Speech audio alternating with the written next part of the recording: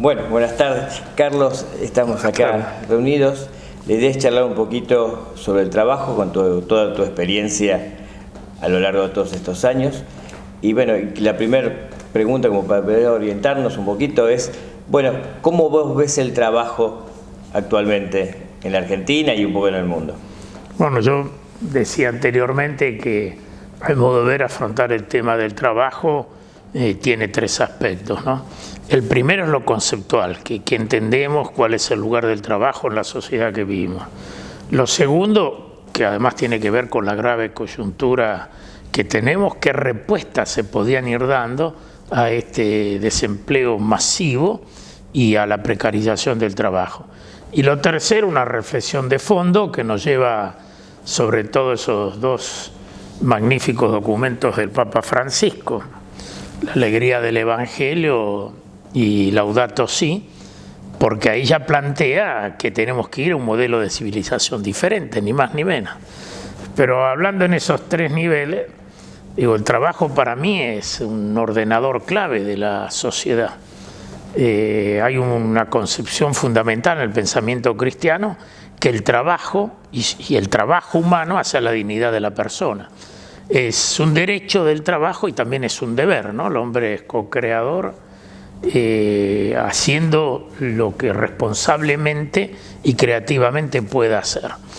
En lo conceptual hay una hermosa encíclica que yo la recuerdo porque no ha perdido actualidad, que es Labor in Exercens, los que trabajan dedicados al trabajo y al mundo del trabajo. Esa encíclica que está un poquito olvidada, hay que revitalizarla, porque está también en las raíces de estos dos documentos que mencionaba del Papa Francisco. Y es que el trabajo es una piedra angular en la doctrina social cristiana, en el ordenamiento de la sociedad y de la economía. Y ahí no sé si recuerdan, hay una concepción, digamos, está el trabajo objetivo, que es lo que el hombre realiza, y el trabajo subjetivo, que es quien lo realiza. Y el pensamiento social cristiano dice que es más importante el que realiza el trabajo, es decir, el hombre, que el producto de su trabajo. Entonces, en esta visión el trabajo tiene un papel central. ¿Qué hacemos ahora en la actualidad? Nosotros vemos que por muchas causales, pero sobre todo, bueno, Argentina lamentablemente no tiene un plan nacional del desarrollo, no hay una previsión de generar empleo, se mueve al compás del mercado, un mercado cada vez más financiarizado, es decir, donde lo importante es el lucro lo más rápido posible, y conocemos lo que son bancarios, los productos directos, los productos derivados, se inventan formas de hacer fructificar el dinero vía la especulación. Y eso lleva a que no hay inversión en el área productiva. Es mentira que Argentina no tiene dinero y no tiene recursos.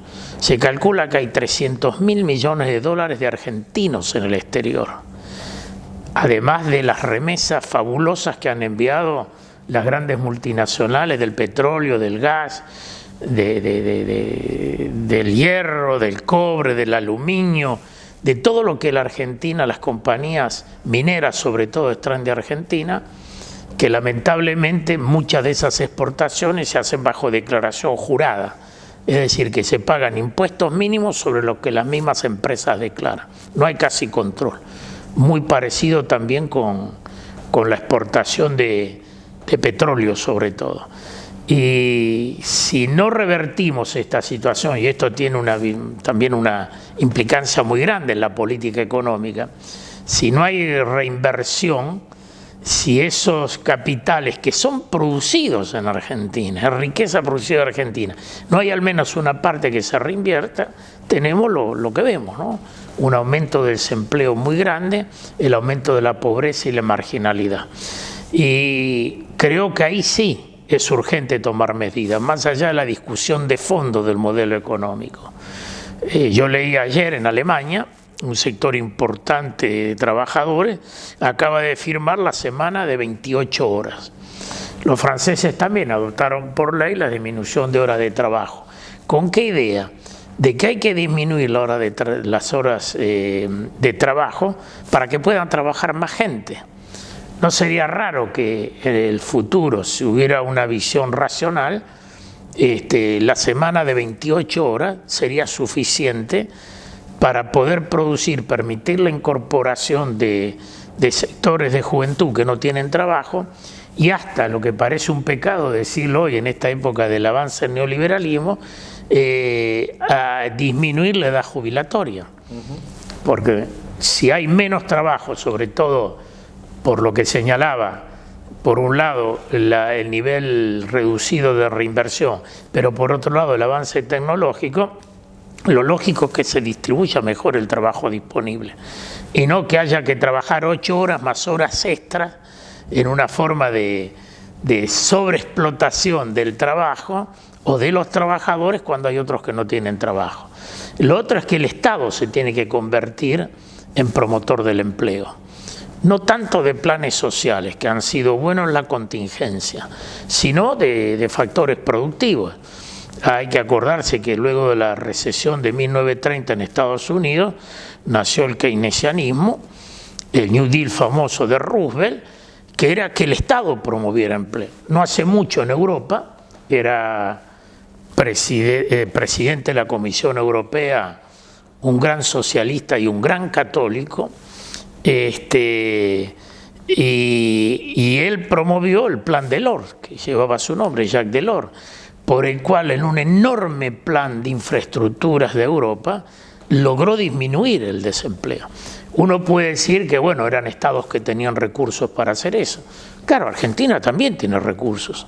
El problema es si realmente los puede poner en disponibilidad, por ejemplo, de un gran plan de infraestructuras públicas para que eso asumiera una parte significativa de la mano de obra desocupada.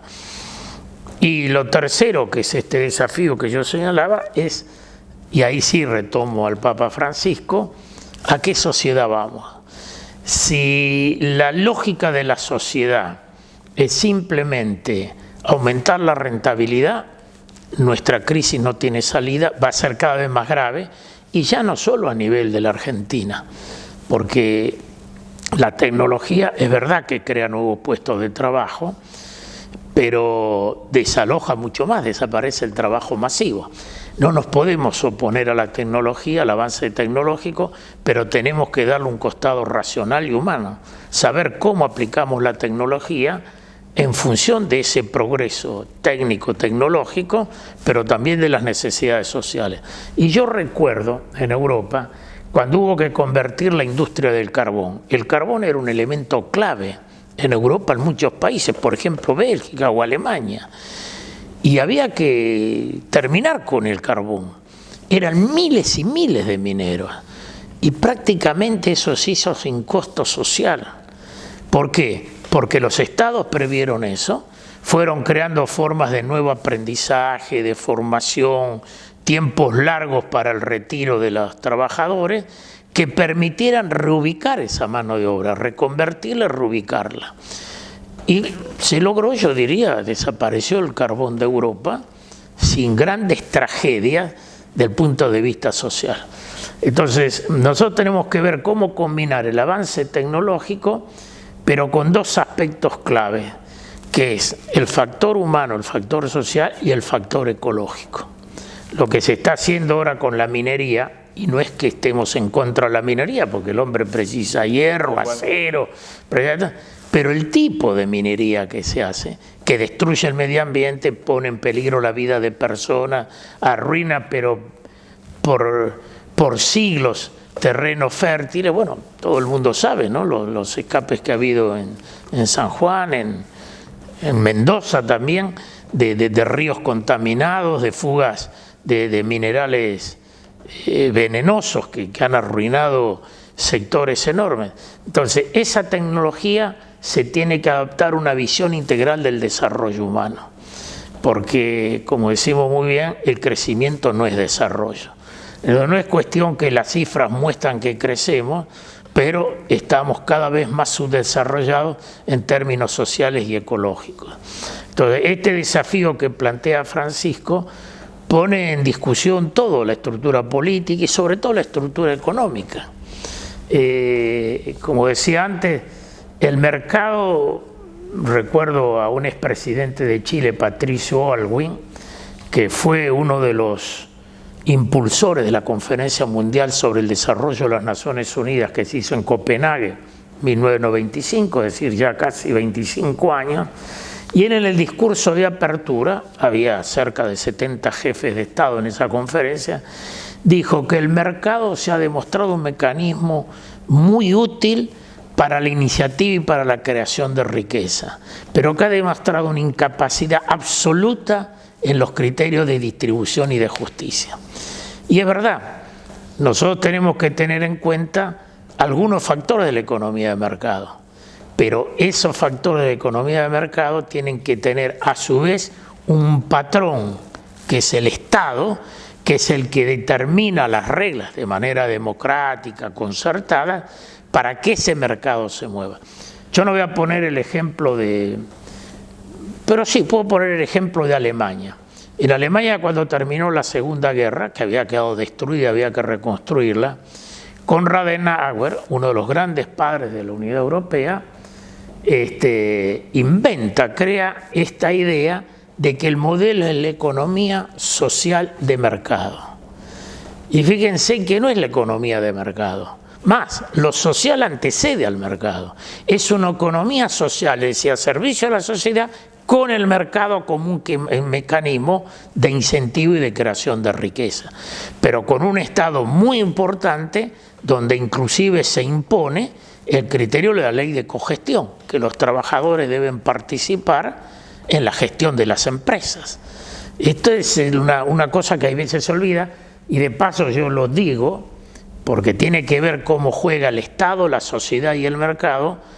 Recuerdo que el artículo 14 bis de la Constitución Nacional en la Argentina determina que el trabajador tiene derecho no solo a la participación de las ganancias, sino también a la participación y a la información en las decisiones de la empresa. Es decir, es otro modelo económico de este liberalismo que asistimos, en la cual la rentabilidad es el único y excluyente objetivo. Y en función de eso, claro, se pisotean derechos humanos, se quiere retroceder en la protección social, no importa el costo y el valor ecológico. Esto es lo que nos advierte Francisco, y con mucha preocupación y con mucha fundamentación. ¿A qué sociedad vamos? A una sociedad más humana, donde el trabajo realmente sea considerado como un elemento central en la previsión y en la planificación, o vamos a una sociedad donde el mercado dicta las reglas y se abstiene totalmente de la mínima responsabilidad social o ecológica. Entonces, creo que esta complejidad tendríamos que tener en claro, primero, la importancia del trabajo humano, segundo, cómo en lo inmediato tomar medidas para disminuir el desempleo, y tercero, aceptar este desafío, que es repensar un nuevo modelo de sociedad donde realmente haya trabajo para todos. Porque, como dice, lo recuerdo, el artículo 1 de la Constitución italiana dice: Italia es una república basada en el trabajo. Me encanta eso. Nosotros tenemos el artículo 14 bis que dice mucho más que eso, pero este es el artículo 1 de la Constitución. Italia es una república democrática basada en el trabajo. Es decir, república, forma republicana, democracia y trabajo. Artículo 1 de la Constitución italiana. Bueno, todo esto que está en retroceso por este fenómeno, yo diría, neoliberal extremo, que lleva a algunos gobernantes que uno tiembla por el destino de las naciones, y bueno, habrá que ver cómo se puede ver en esta discusión de una sociedad más democrática y más justa, cómo podemos revalorizar el trabajo humano. Bien, muchas gracias, Carlos. No, gracias a usted, ojalá que haya aportado algunas ideas suyas. Ya, muchísimas.